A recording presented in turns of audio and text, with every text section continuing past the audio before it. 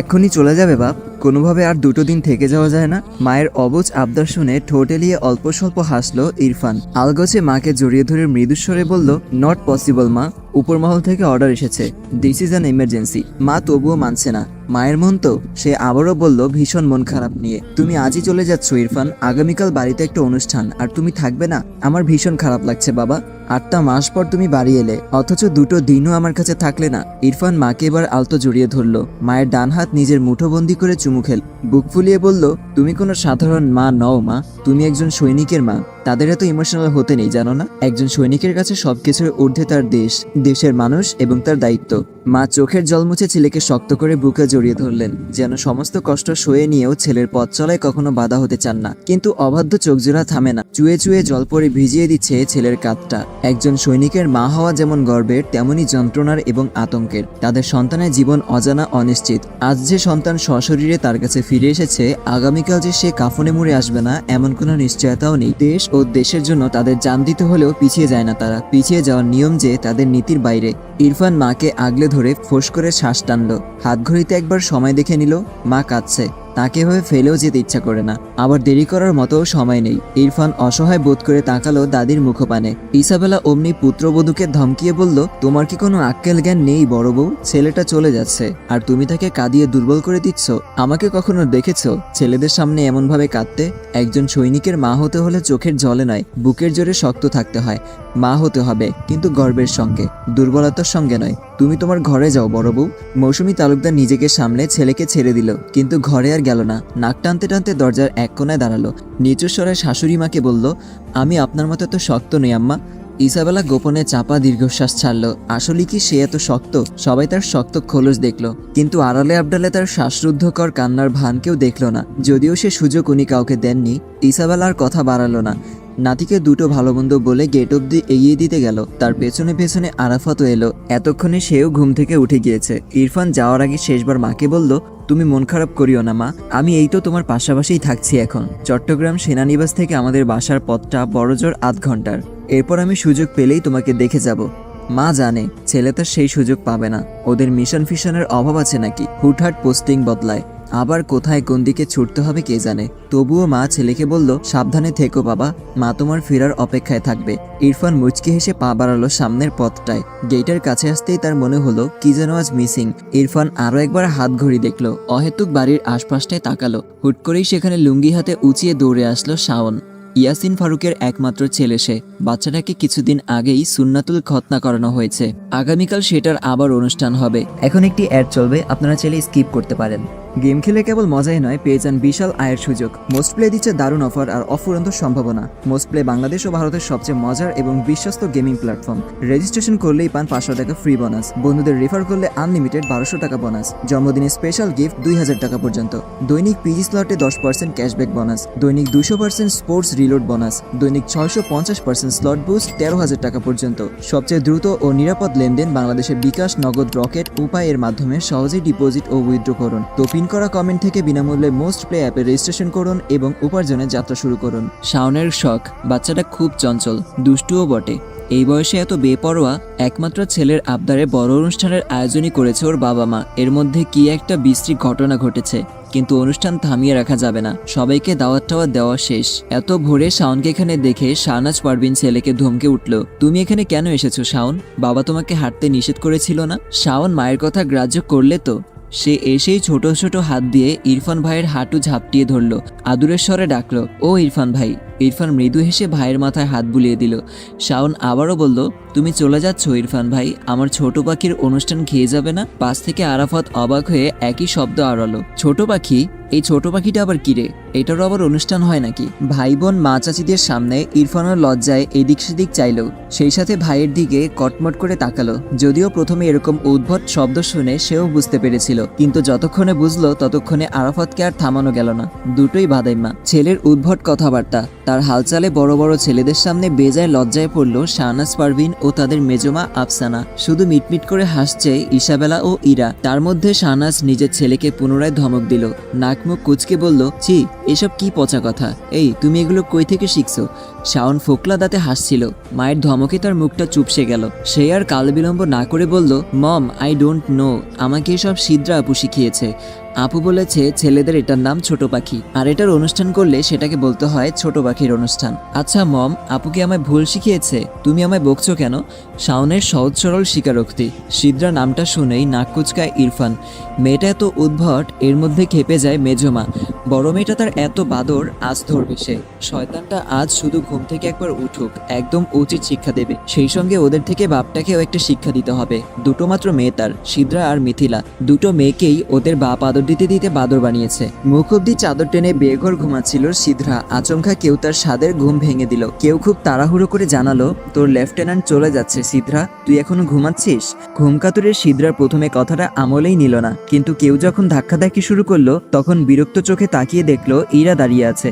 ওরা দুজন সমবয়সী, একই ঘরেই থাকে, আর চুলাচুলির সম্পর্কও কম নয়। অমনি সিদ্রা বিরক্ত স্বরে বলল, ঘুমাতে দে তো, মরছে কে এই ভোরবেলায়? রাতভর তো নাক ডাকিস, আমি একদম ঘুমাতে পারি না, এখন একটু শান্তি দে বোন। ইরা ঝংকার তুলল, মুখ বাঁকিয়ে হনহন করে আবার বাইরে চলে গেল। তারা তো কিসের ঠেকা, তারা তো ঠেকা পড়েনি তো। সিদ্রা বোনের থেকে নিস্তার পেয়ে আবারও গলা অবধি চাদর টেনে ঘুমের প্রস্তুতি নিচ্ছিল, কিন্তু আচমকা মনে হলো ইরা কি যেন বলছিল। লেফটেন্যান্ট সাহেব চলে যাচ্ছে মানে? কোথায় যাচ্ছে উনি? অমনি ধরফড়িয়ে উঠে বসলো সিদ্রা। আচমকা বাইকের হর্ন কানে যেতেই দৌড়ে বারান্দায় চলে গেল মেয়েটা। মুহূর্তেই তার মুখখানা অন্ধকার হয়ে এলো, চোখের কোঠরে জল জমল। প্রতীক্ষার দীর্ঘ 8টা মাস অপেক্ষারত এক প্রেমিকের ন্যায় সেও মানুষটাকে এক নজর দেখার জন্য দিন গুনছিল। কত সেই অপেক্ষার পর মানুষটা এলো, আবারও চলে যাচ্ছে। এতদিন পর এলো, অথচ তাকে দুটো দিনও মন ভরে দেখা হলো না। সিদ্রার বুকের ভেতর মোচড় দিয়ে উঠল। এতদিন যে কথা জমিয়ে রেখেছিল সে, যে অনুভূতি বুকে পুষে রেখেছিল, সেটা এবারও বলা হলো না। চোখের সামনে ইরফান ভাই একটু একটু করে মিলিয়ে যাচ্ছে দূরে, আরও দূরে, অথচ সে দাঁড়িয়ে আছে একটুখানি ভালোবাসার ওজন নিয়ে, যা কখনোই প্রকাশ পায়নি। মেয়েটার চোখের কোণ বেয়ে নীরব জল গড়িয়ে পড়ল, ঠোঁট কাঁপলো, গলা ধরে এলো, তবুও মৃদুস্বরে ফিসফিস করে বলল, এবারও বলা হলো না ইরফান ভাই, আমি আপনাকে ভালোবাসি, খুব ভালোবাসি। ইরফানও না, ছেলেটা একটা বারও পেছনে তাকালো না। যদি তাকাতো তাহলে দেখতো কয়েকজোড়া ছলছল চোখ তার চলে যাওয়াকে নিঃশব্দে বিদায় জানাচ্ছে।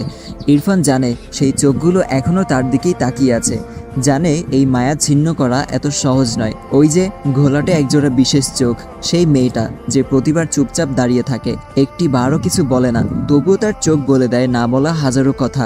কত আকুতি ভরা সেই চোখ। কিন্তু একজন সৈনিক জানে তার পথটা শুধু সামনে, তাদের পেছনে তাকানোর নিয়ম নেই। টানা 26 ঘন্টার নির্ঘুম কাটিয়েছে শাহেদ ইলিয়াস। কাঁধে তার সরকারের বিশেষ এক মিশনের ভার। মাত্রই মেজর, ক্যাপ্টেন সহ মোট 12 জন লেফটেন্যান্ট নিয়ে শেষ করেছে গুরুত্বপূর্ণ এক মিটিং। রাত 1টায় মেজরের নেতৃত্বে 12 জন সৈন্য প্রস্তুত। মিশন শুরু হতে যাচ্ছে। এর মধ্যে একজন রয়েছে লেফটেন্যান্ট ইরফান তালুকদার। কিন্তু কোথায়, কি উদ্দেশ্যে?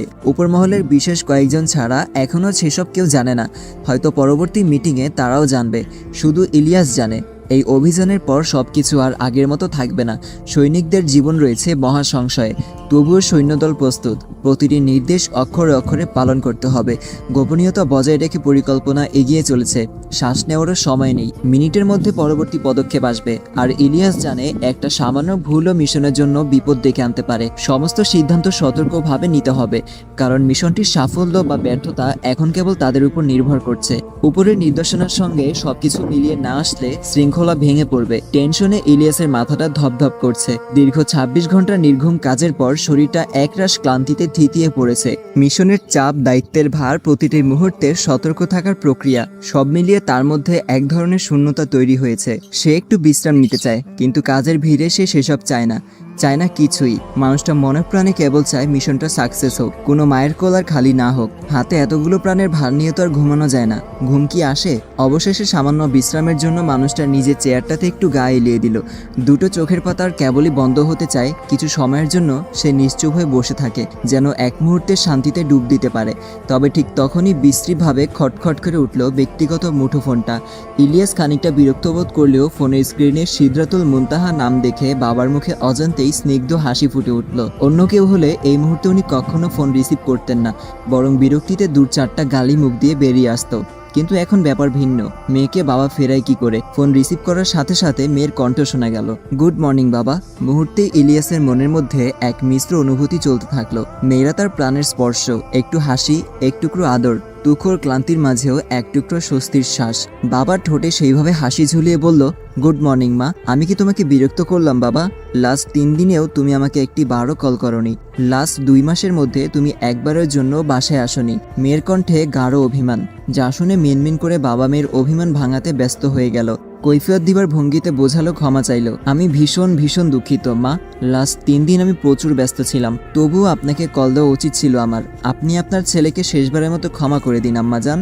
এমন ভুল আর কখনো হবে না। মেয়ের অভিমান এতেও টলল না। সেদিন তার কত জ্বর গেল, তবুও বাবা সেভাবে খোঁজ নেয়নি, একবার দেখতে আসেনি। মেয়েটা ফের ভেজা কণ্ঠে শুধালো, আচ্ছা বাবা, তোমার কাছে নিজের প্রফেশন বড় নাকি নিজের সন্তান বড়? এই মুহূর্তে মেয়ের কথাখানা এমন ছিল যা শাহিদ ইলিয়াসের মতো এক অভিজ্ঞ সৈনিককেও ভীষণভাবে ব্যথিত করে তুলল।